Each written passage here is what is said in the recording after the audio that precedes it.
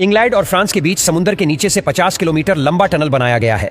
उस टनल को बनाते समय जरा सा भी पानी का लीकेज होता तो सारा समुद्र का पानी टनल में घुस जाता, सब कुछ तहस नहस हो जाता और किसी भी शख्स की बॉडी ढूंढनी मुश्किल हो जाती। अब इस बीच कैसे इंजीनियर्स ने इस खतरनाक काम को अंजाम दिया, मशीनों को समुद्र के 250 फीट नीचे कैसे ले जाया गया, सब सवालों के जवाब आज हम आपको इस वीडियो के जरिए देंगे।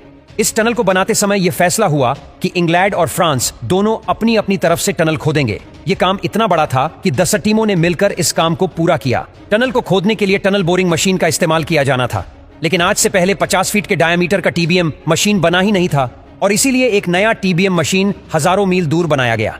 यह मशीन हाइड्रोलिक की मदद से आगे बढ़ेगी। आपने टंगस्टन ब्लेड्स की मदद से मिट्टी खोदेगी और कन्वेयर बेल्ट से मिट्टी बाहर निकाली जाएगी।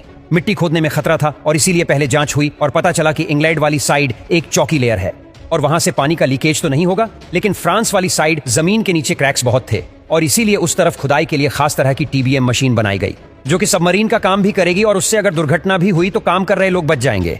इस मशीन के पुर्जों को पहले अलग किया गया और तब जाकर पुर्जों को नीचे जाकर असेंबल किया गया।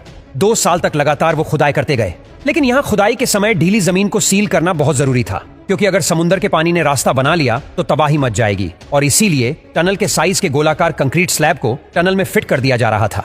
कई सालों तक यह काम चलता रहा, लेकिन सभी इंजीनियर्स को एक ही बात टेंशन में ला रही थी कि अगर टीबीएम मशीन आगे चलकर आपस में ना मिली तो यह सारी मेहनत बर्बाद हो जाएगी। इस प्रॉब्लम से बचने के लिए लेजर बीम गाइडेंस सिस्टम का इस्तेमाल किया गया। इसमें दोनों मशीन से एक दूसरे के साथ लेजर बीम के जरिए कनेक्ट थी और लेजर मार्कर पोजीशन चेक करी जाती थी। अगर किसी भी मशीन की डायरेक्शन जरा सी भी चेंज हो तो दूसरी मशीन खुद ब खुद इसके साथ ही अलाइन हो जाती थी।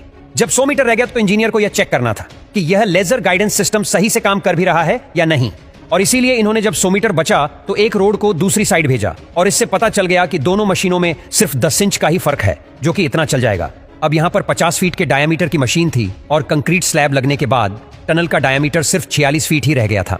अब इसका यह मतलब हुआ कि मशीन को ऐसे ही बाहर नहीं ले जाया जा सकता। मशीन को डिसअसेंबल करके भी प्रॉब्लम का सॉल्यूशन नहीं मिल रहा था क्योंकि मशीन को डिसअसेंबल करने का खर्चा नई मशीन खरीदने से भी ज्यादा आ रहा था और इसीलिए दोनों में से पहले तो एक मशीन का मैकेनिकल सुसाइड करवाया गया, यानी कि उसे नीचे की तरफ भेजकर हमेशा के लिए दफन कर दिया गया। और उसके बाद दूसरी वाली मशीन ने बाकी का काम खत्म कर दिया और उसके बाद दूसरी वाली टीबीएम को डिसअसेंबल करके वापस टनल से बाहर ले जाया गया और इस तरह दोनों कंट्री को 13,000 सालों बाद टनल के जरिए जोड़ा गया। इस प्रोजेक्ट में उस समय $12 बिलियन का खर्चा आया था और इतने पैसों में 8 एंटीलिया अपार्टमेंट और 10 बुर्ज खलीफा बनाए जा सकते थे। आपको इंजीनियर्स की यह कारीगरी कैसी लगी कमेंट करके हमें जरूर बताएं और इस वीडियो को लाइक करके चैनल को सब्सक्राइब जरूर कर दें।